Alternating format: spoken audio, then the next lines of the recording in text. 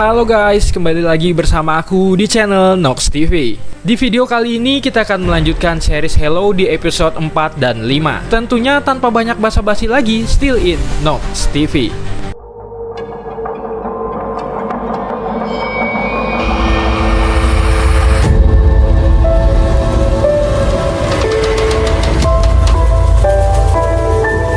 Pada episode 4, sedikit menunjukkan kepada kita bagaimana para anak-anak sedang menjalani pelatihan Spartan. Dari sekian banyaknya anak-anak yang menjalani pelatihan Spartan, yang tersisa sekarang hanyalah mereka berempat saja. Lalu di masa sekarang, kamera berfokus pada John dan Dr. Halsey yang sedang berada di dalam kapal dalam perjalanan mereka menuju ke planet Eridanus II. Singkat cerita, pesawat mereka pun terlihat keluar dari dalam sleep space. Dan inilah penampakan planet Eridanus II yang memang dikelilingi oleh cincin es. Singkatnya, kapal John pun mendarat di planet tersebut. Tapi sepertinya planet itu tampak berbeda dengan ingatannya John. Karena semenjak UNSC menutup programnya di sana, tempat itu telah kembali menjadi planet gersang yang tak berpenghuni. Tanpa menunggu lama, mereka bertiga segera pergi ke hutan tempat rumahnya John berada. John dan Edun pun mulai menggali-gali untuk mencari sesuatu yang pernah John dan ayahnya kubur di sekitar sana. Singkat cerita, John dan Edun akhirnya menemukannya, sebuah kotak putih yang terkubur di dalam tanah. Mereka bertiga pun segera memeriksa apa isi kotak tersebut. Namun ternyata di dalam kotak itu bukanlah artefak kedua, melainkan kertas-kertas gambar artefak milik John. Tetapi ada satu gambar berbentuk cincin yang menurut John ia tidak mengingatnya. Karena John merasa tidak mendapatkan cukup petunjuk, dia pun memutuskan untuk masuk ke dalam rumahnya. Ia meminta bantuan Cortana untuk memproyeksikan bagaimana kondisi rumahnya itu dulu. Dr. Halsey sempat memperingati John. Wanita itu tampak cemas sembari menatap Edun. Sepertinya mereka berdua takut sesuatu yang mereka coba sembunyikan selama ini akan terungkap oleh John. Kira-kira apakah itu?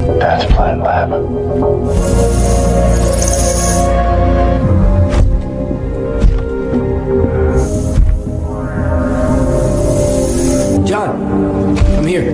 Check this out. Secara ajaib, John berhasil mengingat kenangan masa lalunya yang lain tanpa harus menyentuh artefak. Dan berkat hal tersebut, John berhasil mendapatkan sebuah petunjuk tempat di mana keberadaan artefak kedua berada.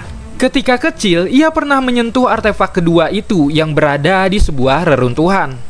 Lalu terungkap juga suatu fakta, ternyata John kecil sudah mengenal Dr. Halsey ketika John masih tinggal bersama kedua orang tuanya dulu. Hal itu berbeda dari cerita Dr. Halsey selama ini yang mengatakan pertama kali mereka bertemu di panti asuhan ketika Dr. Halsey mengadopsinya. Kenyataan yang sedikit demi sedikit mulai terungkap, membuat John merasa kesal karena merasa sudah dibohongi. Sementara itu, di markas Splitcom, mereka mendapatkan fragmen transmisi dari kapal patroli Gladius yang diserang oleh para Covenant dan Maki. Transmisi itu merupakan suara Maki yang tengah melapor, namun suaranya jadi terdengar berbeda karena hamburan elektromagnetik. Jadi mereka tidak tahu siapa yang tengah berbicara itu.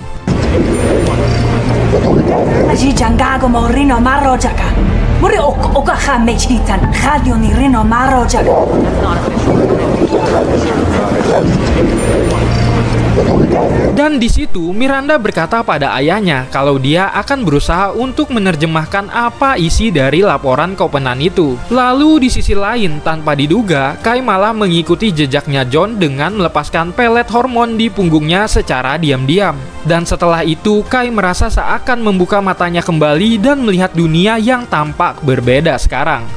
Dia bahkan mewarnai rambutnya sendiri menggunakan krim pembersih senjata.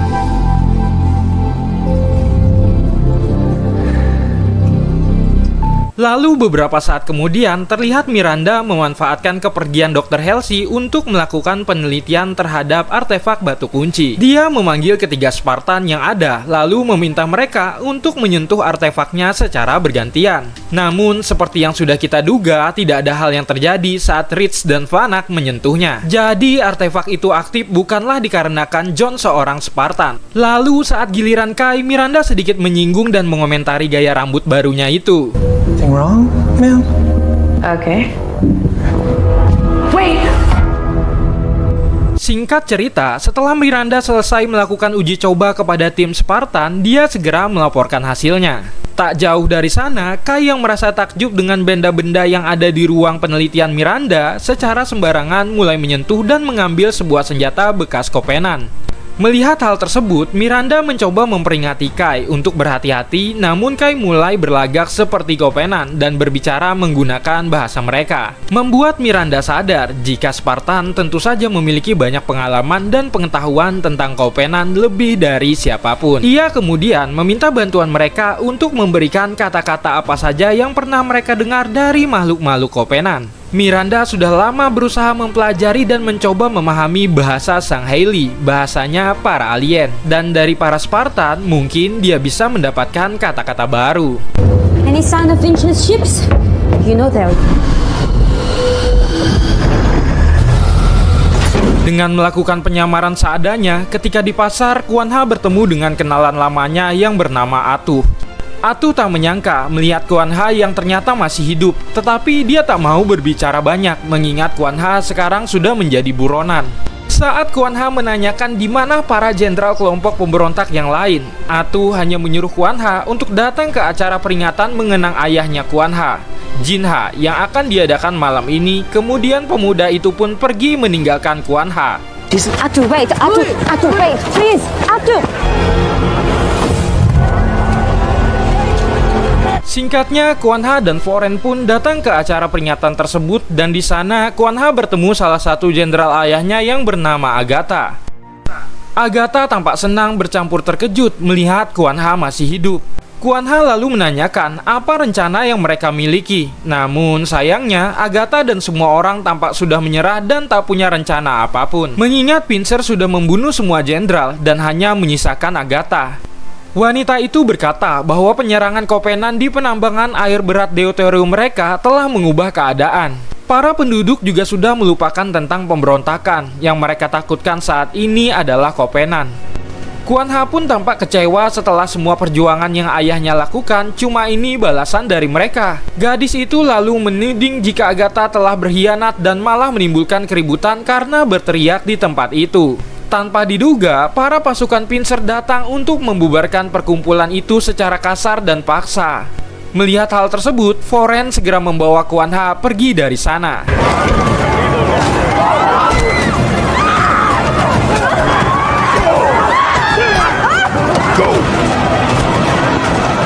Lanjut ke cerita saat ini, Foren dikejutkan dengan kenyataan bahwa kapal miliknya yang berhasil ditemukan dan sedang dibajak oleh para pasukannya Pincer. Foren hanya bisa mengumpat saat melihatnya. Di situ Kuan Ha masih belum menyerah. Dia yakin masih ada orang-orang yang setia kepada ayahnya sebagai pemberontak. Foren berusaha membujuk gadis itu untuk berhenti. Foren pun paham betul keadaan sekarang. Tidak akan ada orang-orang yang mau berpihak kepada Kuan Ha. Singkat cerita, tak butuh waktu lama bagi mereka untuk bisa menemukan di mana bibinya Kuan Ha berada. Nama wanita itu adalah Sujin, yang kemudian mengajak Kuan Ha untuk berbicara di kediamannya. Namun Foren tidak diperbolehkan ikut masuk oleh para bodyguardnya Sujin.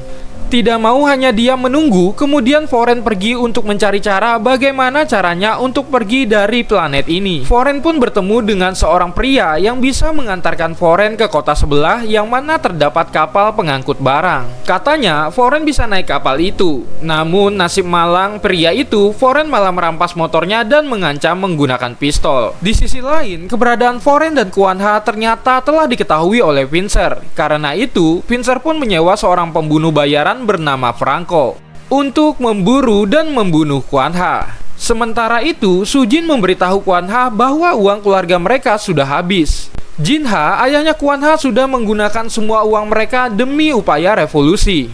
Sujin bercerita jika semua itu dimulai sejak Jin Ha mengunjungi suatu kelompok yang ada di padang pasir bernama kelompok mistik.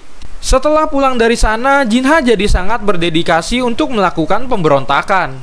Dan di saat yang sama, perangko di luar sana tampak sedang membantai para bodyguardnya Sujin dengan sangat mudahnya. Kuan Ha lalu bertanya pada Sujin di manakah kelompok mistik itu berada. Tentu saja bibinya itu tidak mau mengatakannya dan Kuan Ha terus memaksa Sujin agar memberitahunya. Namun Franco tiba-tiba saja datang lalu membunuh Sujin yang menghalanginya. Hampir saja Kwon Ha akan dibunuh, tetapi untungnya Foren datang tepat waktu dan menembaki wanita asasin itu. Sayangnya tembakan Foren hanya mengenai lengan Franco dan wanita itu berhasil kabur dengan lincahnya. Kwon Ha tampak menangis bersedih melihat Sujin bibinya yang sudah meninggal. Foren yang melihatnya segera menarik gadis itu untuk pergi karena tak ada waktu untuk bersedih sekarang. Ketika di luar, pasukan Finster ternyata sudah menunggu mereka dan mulai menembaki. Untungnya tak ada satupun peluru yang mengenai mereka. Foren dan Kwon Ha pun berhasil menaiki motor lalu kabur. Behind you.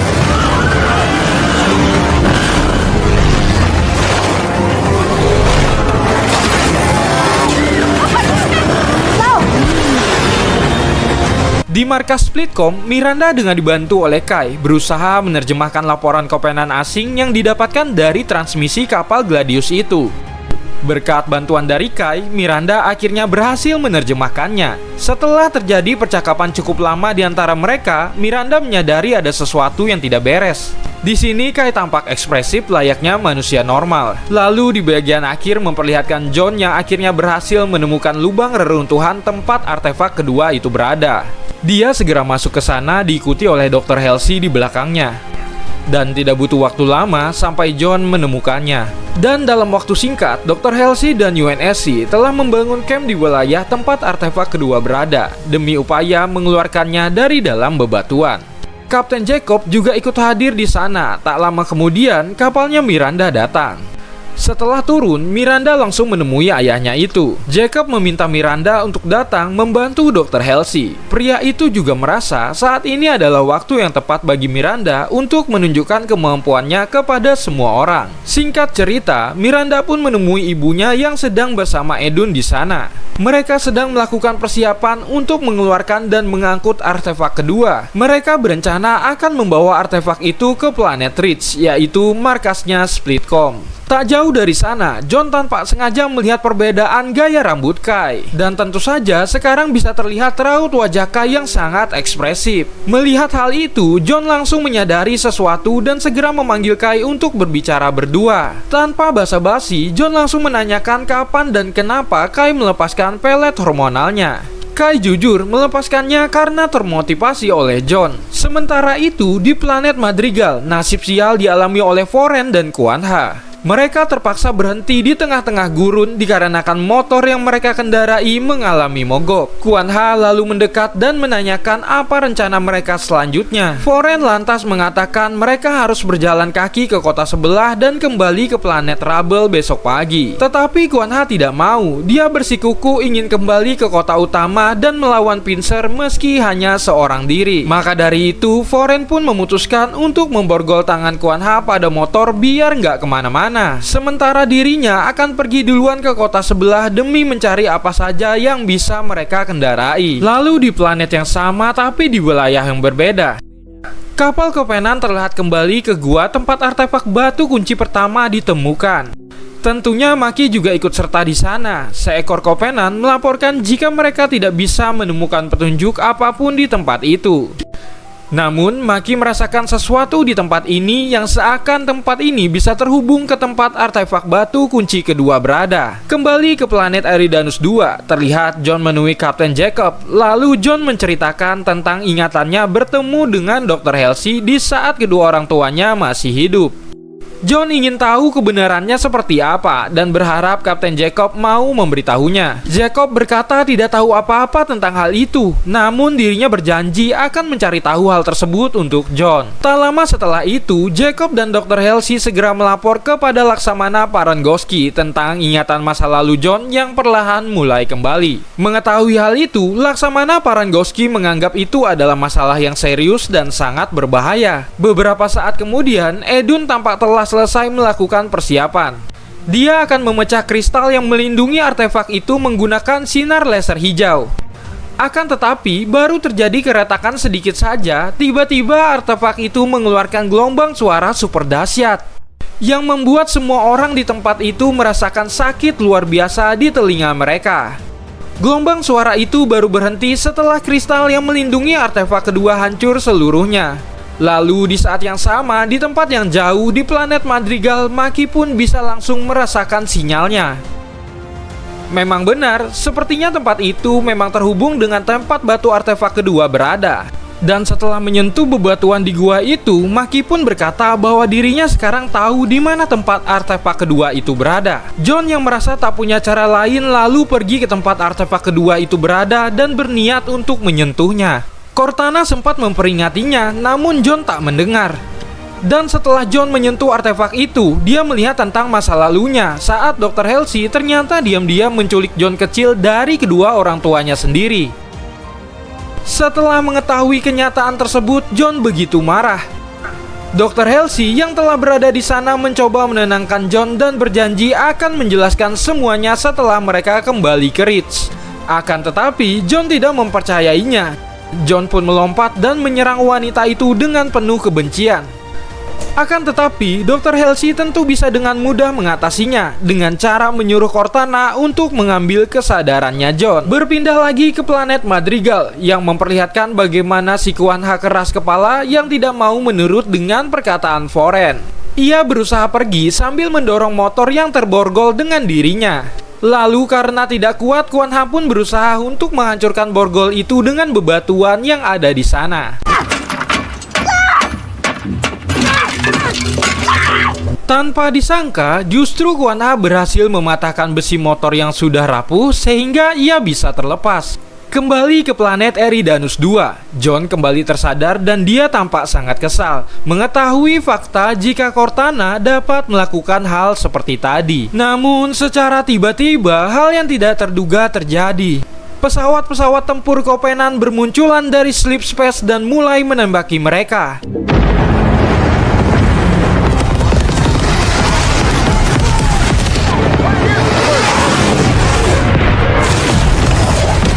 Serangan Copenhagen bahkan juga berhasil menumbangkan salah satu kapal milik UNSC. Dr. Halsey menghubungi Jacob dan memintanya untuk segera mengamankan artefak kedua ke kapal terdekat, yaitu kapal milik Miranda. Sayangnya rencana mereka tak berjalan lancar. Copenhagen sudah lebih dulu menyerang kapal Miranda. Untungnya Miranda berhasil menyelamatkan diri sambil membawa seorang prajurit. Melihat hal itu, Dr. Halsey langsung turun untuk menyelamatkan putrinya. Rencana pun dirubah, sekarang artefak diserahkan kepada para Spartan dan marinir. Dua marinir akan mengemudikan mobil yang membawa artefak, sementara John, Vanna, dan Ridge akan berada di depan untuk mengamankan jalan. Lalu untuk Kai, John memerintahkan Kai bersama dengan pasukan marinir yang lainnya bertugas mengcover dan melindungi mobil yang berisi artefak dari kejauhan.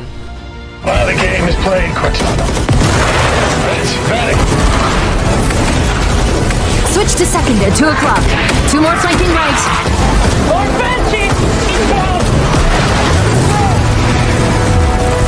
Awalnya rencana berjalan dengan baik, tetapi para Copenhagen tidak tinggal diam. Mereka menurunkan kapsul-kapsul dari kapal besar. Kapsul-kapsul tersebut berisikan para prajurit Copenhagen. Dua marinir yang berada di mobil berisi artefak pun terbunuh dengan mudahnya, membuat John dan kedua rekannya pun harus mengambil alih.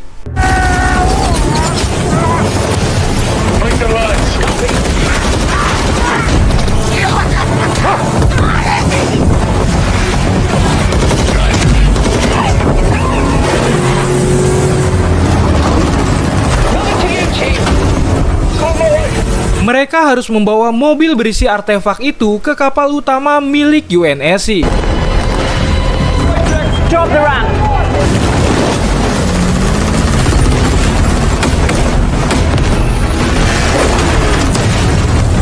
You need to bring that artifact to me now. Di saat yang sama, Kai dan para marinir juga harus kewalahan ketika satu kapal Copenhagen mendatangi tempat mereka dan mengeluarkan para Copenhagen kadal yang sangat lincah. Satu persatu pasukan marinir dibantai habis. Kai yang tidak kuat melihat begitu banyak korban berjatuhan mulai kehilangan fokus. Dan dirinya pun berkali-kali terkena serangan. Meskipun jira Spartan sangat kuat dan anti peluru, namun tetap saja ada batasannya. Jika energi sil habis, tubuh Kai pun bisa merasakan serangan-serangan mematikan para Copenhagen. Dan akhirnya wanita itu pun terjatuh.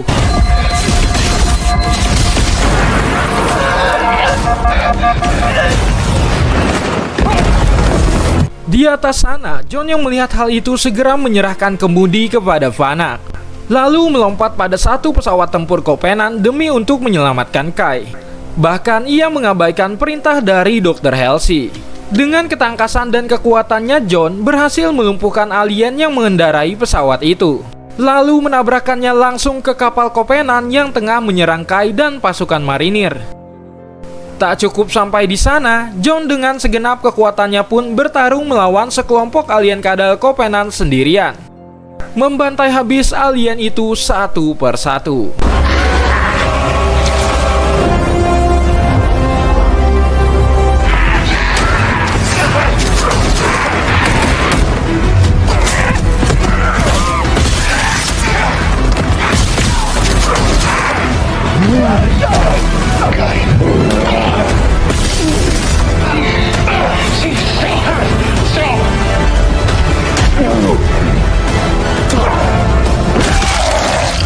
Di saat yang sama, sayangnya mobil bersih artefak yang dikendarai Vanak dan Rhys harus terjatuh ketika tertabrak langsung oleh kapal kecil Covenant.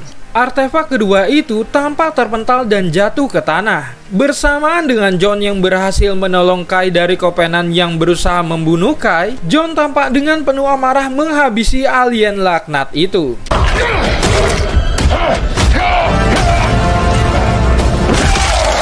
Kai segera menyadarkan John, memberitahu tentang artefak kedua yang jatuh.